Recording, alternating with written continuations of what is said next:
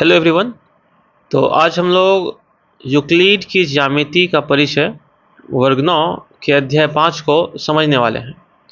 Basically Euclid की ज्यामिति अर्थात यूक्लिडियन ज्यामिति ज्यामिति का एक मूलभूत भाग है और यह यूनानी गणितज्ञ यूक्लिड के द्वारा विकसित की गई थी और इसे ज्यामिति का बेस अर्थात आधार माना जाता है।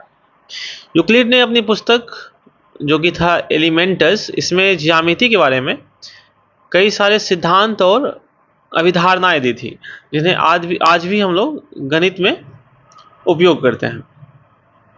तो इन सिद्धांत और अभिधारणाओं से पहले हम लोग यूक्लिड के द्वारा उनकी जो पुस्तक एलिमेंटस थी उनमें कुछ परिभाषाएं दी गई थी, उनको हम लोग देखते हैं।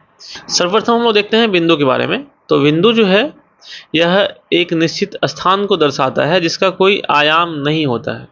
इसके बारे में हम लोग रेखा एवं कोण उस चैप्टर में भी हम लोग देख चुके हैं। फॉर एग्जांपल अगर देखें यहाँ पे एक पॉइंट है, इसका नाम अगर हम लोग ए ले लेते हैं तो ये जो पॉइंट है यह केवल क्या करता है, एक स्थान को दिखा रहा है, एक पोजीशन को दिखा रहा है और इसका ना ही कोई आयाम है। जैसे फॉर एग्जाम्पल ले लेते हैं पॉइंट बी, तो यह बी जो है यह केवल एक स्थान को दिखाता है।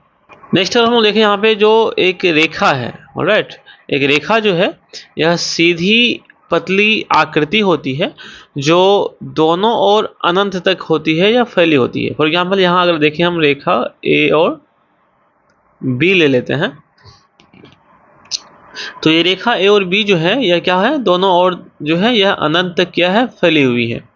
ऑलराइट, तो यही इनका जो है दूसरा परिभाषा था।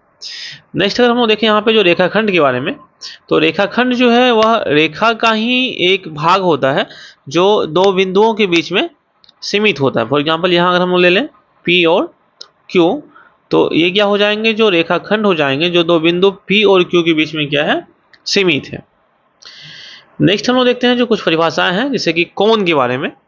तो कोण जो है यह दो रेखाओं के बीच का एक झुकाव होता है। फॉर एग्जांपल अगर हम यहाँ पे देखें जो दो रेखाएं हैं इनके बीच जो ये झुकाव है इन्हें ही हम लोग क्या कहते हैं, कोण कहेंगे। नेक्स्ट अगर हम लोग देखें समतल के बारे में, तो समतल जो होती है यह एक चपटी हुई सतह होती है जो अनंत तक फैली हुई होती है। फॉर एग्जांपल अगर हम लोग यहाँ पे देखें तो ये जो फिगर है यह एक समतल का हो जाएगा जो कि चारों दिशाओं में यह अनंत तक क्या है, यह फैली हुई है। ऑलराइट,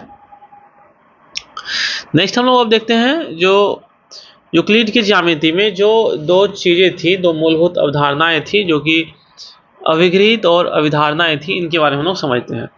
जो अभिग्रहित होते हैं जो कि एक्सियम है और जो अवधारणाएं अर्थात पोस्टुलेट्स हैं वो ऐसी कल्पनाएं होती है जो स्पष्ट रूप से तथा सर्वव्यापी सत्य होती है और इन्हें सिद्ध नहीं किया जाता है। ऑलराइट, यानी कि जो एक्सियम एंड पोस्टुलेट्स है वे क्या है, कुछ कल्पनाएं हैं जो कि हर जगह पे वो हमेशा सत्य ही होते हैं, इन्हें सत्य या फिर प्रूफ करने की आवश्यकता हमें नहीं पड़ती है। जैसे अगर हम यहाँ पे देखें जो कुछ एक्सियम्स है जो अभिग्रहित है उनके बारे में देखते हैं। अब यहाँ पे जैसे कि हम नाम देख रहे हैं जो एक्सियम एंड पोस्टुलेट्स दोनों जो है कल्पनाएं हैं और यह सर्वव्यापी सत्य है, तो फिर भी हम इन्हें क्या करते हैं, अलग अलग पढ़ते हैं। ऐसा इसलिए होता है क्योंकि जो अभिग्रहित है, जो एक्सियम है, इनका प्रयोग हम लोग ज्यामिति में तो करते ही हैं, इनके बाद हम लोग इनका जो उपयोग है यह अंक गणित में भी करते हैं।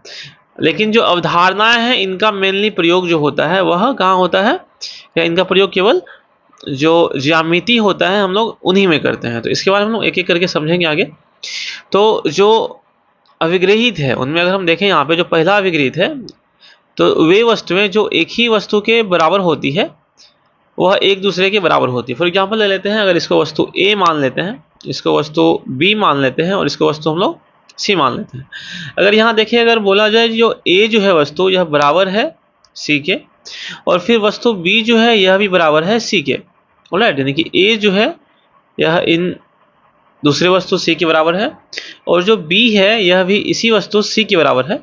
तो इस केस में क्या हो जाएंगे, ये दोनों जो है आपस में इक्वल हो जाएंगे, बराबर हो जाएंगे। दूसरी जो अभिग्रहित है इनमें कहा जा रहा है कि यदि समान वस्तुओं में समान समान वस्तुएं जोड़ी जाए तो उनका योग भी आपस में क्या हो जाएगा, समान हो जाएगा। फॉर एग्जाम्पल अगर हम ले यहाँ पे 5 और इधर भी लेते हैं हम लोग 5, तो ये दोनों समान वस्तु हो गई है और इनमें हम लोग समान समान वस्तु फॉर एग्जाम्पल हम 2 सब में क्या कर रहे हैं, जोड़ रहे हैं। तो अब ये क्या हो जाएगी, ये भी आपस में इक्वल हो जाएंगे, यानी कि बराबर हो जाएंगे। इसी तरह से जो तीसरा अभिग्रहित है उनमें यदि हम समान वस्तुओं में समान समान वस्तुओं को घटाते हैं तो शेष भी परस्पर आपस में क्या हो जाते हैं, वह समान हो जाते हैं। फॉर एग्जाम्पल अगर हम यहाँ पे देखें, अगर हम लोग 5 से अगर हम लोग घटाएं 3, तो यह अगेन अगर हम 5 से अगर हम लोग 3 घटाएं, अर्थात यानी कि जो समान वस्तुएं 5 थी, इनसे हम समान समान वस्तुएं यानी कि 3 को हम लोग माइनस कर रहे हैं, तो इस केस में भी क्या हो जाएंगे, ये दोनों आपस में इक्वल हो जाएंगे, बराबर हो जाएंगे। आगे जो चौथा अभिग्रहित है, इसमें कहा जा रहा है कि जो वस्तुएं किसी एक वस्तु से दोगुनी हो वह परस्पर क्या होते हैं, समान होते हैं। अगर हम मान लेते हैं जो कोई एक वस्तु है, जैसे फॉर एग्जाम्पल मान लेते हैं 4, और एक और वस्तु है, इनको हम लोग मान लेते हैं 2। अब इस वस्तु का दोगुना जो है 4 है, और एक और कोई वस्तु मान लेते हैं वह भी इसी वस्तु का दोगुना है, तो अगेन यह हो जाएगा 4 और यह आपस में क्या हो जाएगी, बराबर हो जाएंगे। तो इस तरह हम लोग देख सकते हैं कि जो अगर 2 वस्तुएं हैं जो एक ही यहाँ वस्तु हो जाएगी, जो एक ही वस्तु से दोगुनी है तो वह परस्पर क्या होती है, आपस में समान होती है। ऑलराइट, नेक्स्ट हम लोग देखते हैं जो 5वां अभिग्रहित है, उसमें दिया हुआ है कि जो वस्तुएं किसी एक वस्तु की आधी हो वह परस्पर क्या होती है, समान होती है। अर्थात अगर हम लोग यहाँ पे देखें, हम वस्तु ले लेते हैं 8 और 8 की आधी 4 हो जाएगी, अगेन 8 की 4 आधी क्या हो जाएंगी, 4 हो जाएंगे, और यह आपस में क्या होगी, इक्वल यानी कि बराबर हो जाएगी। कहने का मतलब हो गया, जो अगर कोई वस्तु है वह किसी एक विशेष वस्तु की आधी है, अगेन कोई और वस्तु है वह भी उसी वस्तु की आधी है, तो यह भी आपस में क्या हो जाएंगी, समान हो जाएंगी, बराबर हो जाएंगी।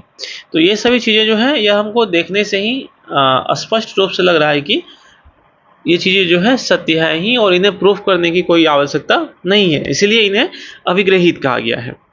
आगे जो 6 दिया हुआ है, जो संपूर्ण वस्तु जो होते हैं वह अपने टुकड़े से क्या होती है, बड़ी होती है। फॉर एग्जाम्पल अगर इस केस में देखें, जो यह सर्कल है और यह उनका खंड है, टुकड़ा है, तो हमेशा क्या हो जाएगा, जो यह संपूर्ण वस्तु है सर्कल, यह इनसे क्या हो जाएंगी, आपस है ना, वह बड़ी हो जाएंगी। उसी तरह से अगर हम देखें, जो अगर कुछ वस्तुएं यानी कि रेखा, कोण, क्षेत्र और भी कई सारी वस्तुएं हैं, वो अगर एक दूसरे को पूरी ढक लेती है तो परस्पर क्या होती है, समान होती है। तो ये भी क्या हो जाएंगे, चूंकि इनको हम ऊपर में रखें एक दूसरे के ऊपर में, तो यह ओवरलैप कर लेंगी, तो ये क्या हो जाएंगी, आपस में समान हो जाएगी और बराबर हो जाएंगी। इन्हें हम लोग क्या कहते हैं, सर्वांगसम आकृति कहते हैं। ऑलराइट, तो इनसे पहले हम लोग जो देख रहे थे ये था अभिग्रहित के बारे में। अब हम लोग देखने वाले हैं अभिधारणाएं के बारे में। तो अभिधारणाएं का जो प्रयोग होता है, जो मेनली कहाँ होता है, वह ज्यामिति में होता है। जो कि अभिग्रहित जो होता है उनका ज्यामिति में तो होता ही है, इनके साथ साथ हम लोग संख्याओं पर भी हम लोग उनका प्रयोग कर रहे थे, यानी कि अंकगणित में भी उनका प्रयोग हम लोग कर रहे थे। नेक्स्ट हम लोग देखते हैं यूक्लिड के अभिधारणाएं के बारे में। तो जो यूक्लिड का जो अभिधारणाएं है, वह कुल 5 अवधारणाएं जो हैं या अभिधारणाएं जो हैं उनके बारे में हम लोग समझने वाले हैं। तो बेसिकली अभिधारणाएं जो होती हैं, यह ज्यामिति शब्दों और वाक्यांशों को परिभाषित करती है और हमें ज्यामिति आकृतियों को समझने में क्या होती है, इनसे मदद मिलती है। जो पहली अभिधारणा है वो है कि एक बिंदु से एक अन्य बिंदु तक एक सीधी रेखा खींची जा सकती है। यानी कि अगर हम इसको दूसरे भाषा में देखें तो जो 2 दिए गए भिन्न बिंदु से होकर के एक अद्वितीय रेखा खींची जा सकती है। यानी कि हम बोल सकते हैं कि 2 दिए गए भिन्न बिंदु से हम लोग केवल एक रेखा जो है हम लोग ड्रॉ कर सकते हैं, यानी कि खींच सकते हैं। फॉर एग्जाम्पल हम यहाँ पर देखें, जो 2 बिंदु ए और बी है, इनसे अगर हम लोग रेखा खींचे तो केवल एक ही रेखा इस तरह का हम लोग यहाँ से ड्रॉ कर सकते हैं, जो कि बिंदु ए और बिंदु बी से क्या करेगी, वो पास करेगी। ऑलराइट, तो यह अद्वितीय हो जाएगा जो रेखा होगा। नेक्स्ट हम लोग देखते हैं यहाँ पे जो दूसरी अभिधारणा है, यह है कि एक शांत रेखा जो है, शांत रेखा को ही हम लोग लाइन सेगमेंट यानी कि रेखाखंड कहते हैं।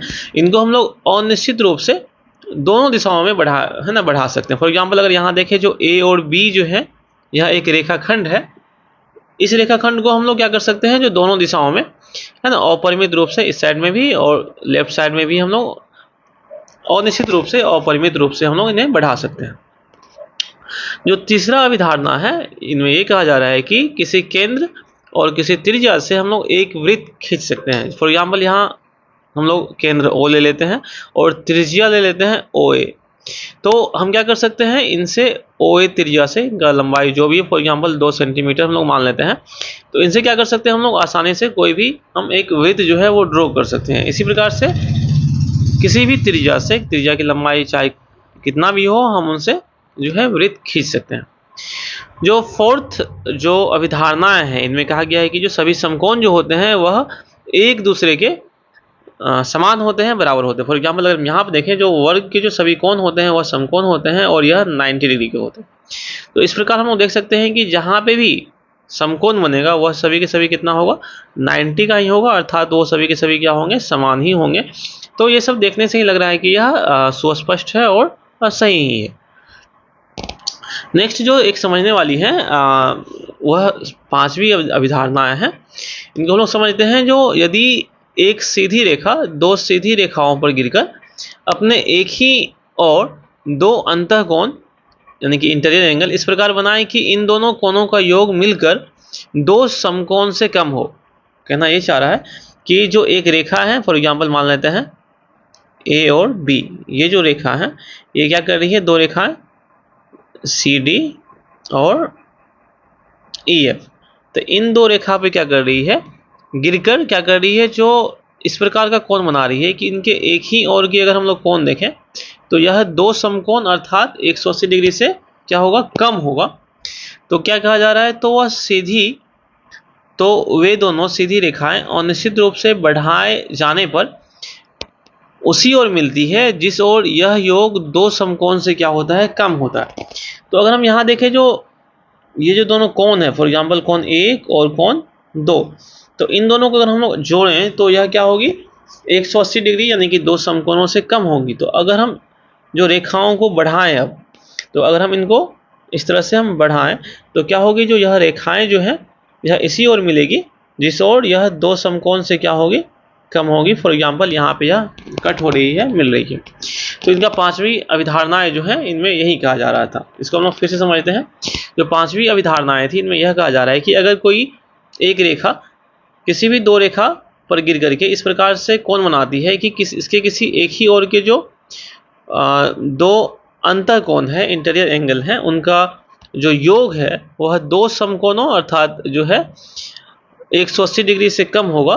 तो जब हम इन दोनों रेखाओं को हम लोग बढ़ाएं, दोनों दिशाओं में अगर हम बढ़ाते हैं तो क्या होती है, जो ये रेखाएं उसी ओर आकर के आपस में मिलती है या कट करती है जिस ओर इनका जो योग था वह दो समकोण अर्थात 180 डिग्री से क्या हो रहा था, कम हो रहा था। ऑलराइट, तो इस चैप्टर में इतना ही था। मुझे उम्मीद है कि आप लोगों को यह चैप्टर समझ में आया होगा।